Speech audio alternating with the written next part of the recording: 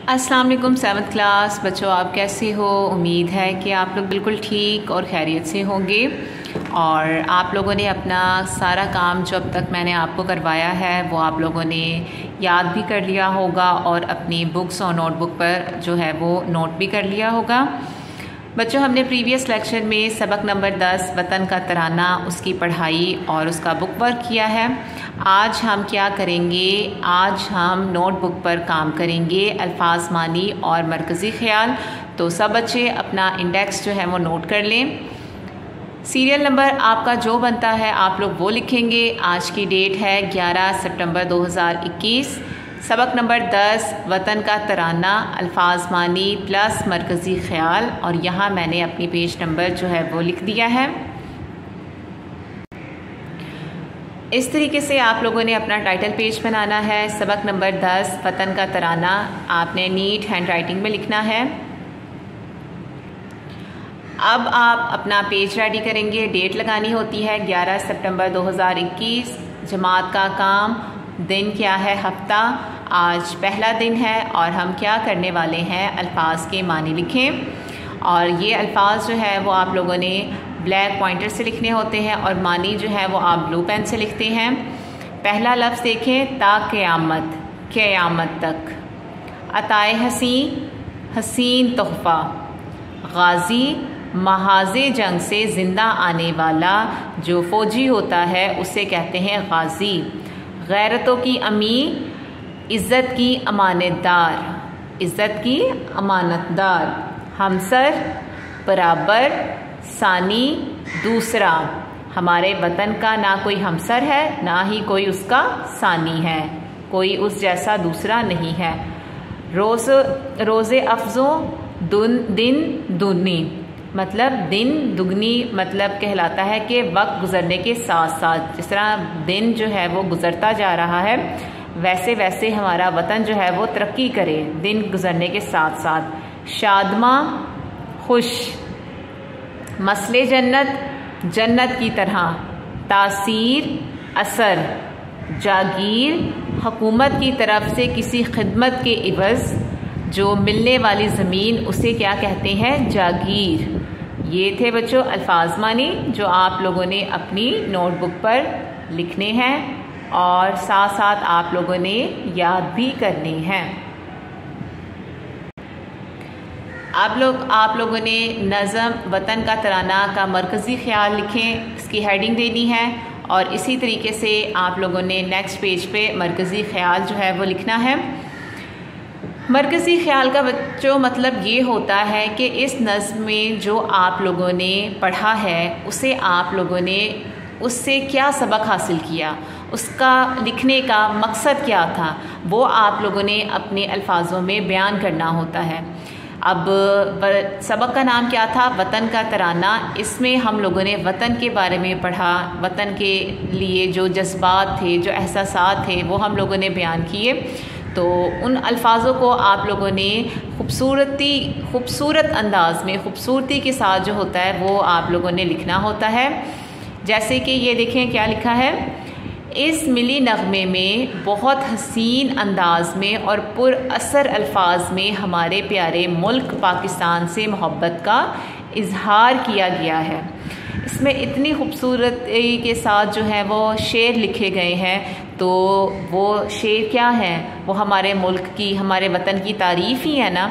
तो जितने खूबसूरत अंदाज में, जितने अच्छे तरीके से उन्होंने अल्फाज इस्तेमाल किए हैं वो वतन की मोहब्बत में किए हैं और वतन से मोहब्बत का इजहार जो है वो वाज़िह तौर पर नज़र आता है।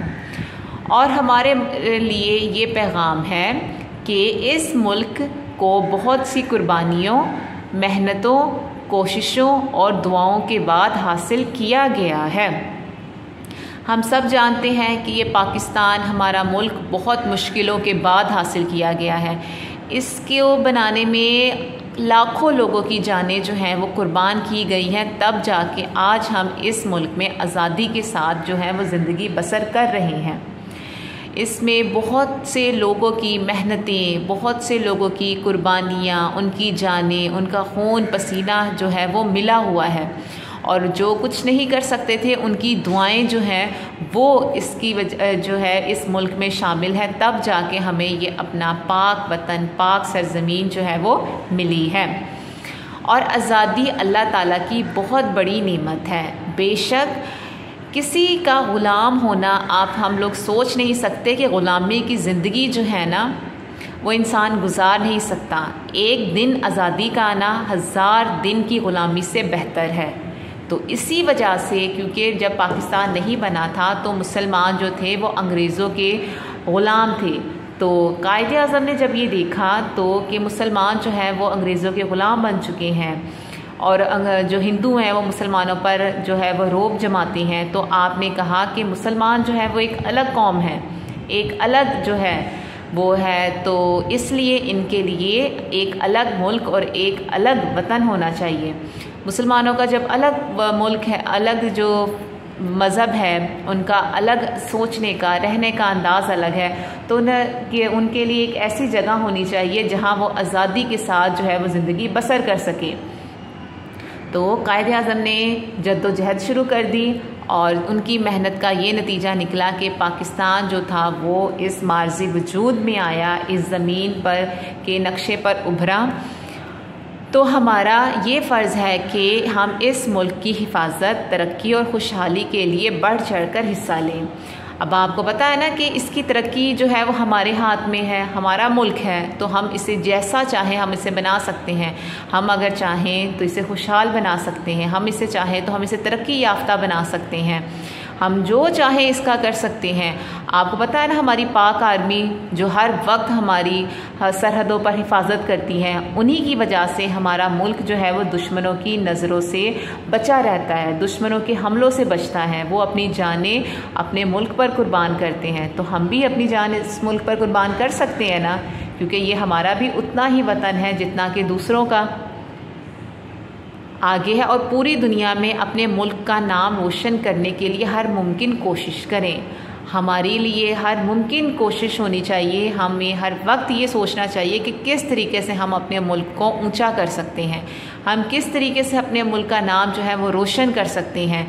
ये सिर्फ हमारी मेहनत ही है जो हमारे मुल्क को आसमान की बुलंदियों तक पहुँचा सकती है। अल्लाह ताला हमारे मुल्क को क़यामत तक कायमो दाइम रखे, आमीन। कि अल्लाह ताला हमारे मुल्क को, हमने तो इस दुनिया से चले ही जाना है, लेकिन हमें ऐसा कारनामा या ऐसा काम ज़रूर करना चाहिए कि लोग जो हैं वो हमें रहती दुनिया तक याद रखें। जिस तरीके से निशान हैदर राशिद मिन्हास ने जो इतना बेहतरीन कारनामा अंजाम दिया, उसे इस दुनिया से गए हुए, शहीद हुए वे कितने साल गुजर चुके हैं, लेकिन आज भी उसे याद किया जाता है क्योंकि उसने अपनी ज़िंदगी अपने वतन के लिए कुर्बान की है। तो और इसकी शान और शौकत में इजाफ़ा होता रहे, किसकी? अपने मुल्क पाकिस्तान की जो शान और शौकत में इजाफ़ा होता रहे, आमीन। हमें अपने मुल्क के लिए दुआ भी करनी चाहिए इसकी खैर की, और इसके लिए दिन दुगनी रात तरक्की करने के लिए इसकी कोशिशें भी करनी चाहिए, ठीक है।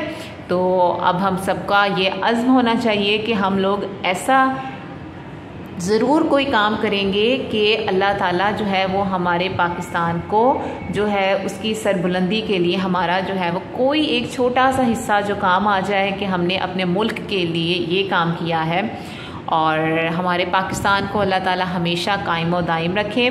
तो एक दफ़ा सब बच्चे कहेंगे पाकिस्तान जिंदाबाद। आप लोग अपना बहुत ख्याल रखिएगा, दुआ में याद रखिएगा। अल्लाह हाफ़िज़।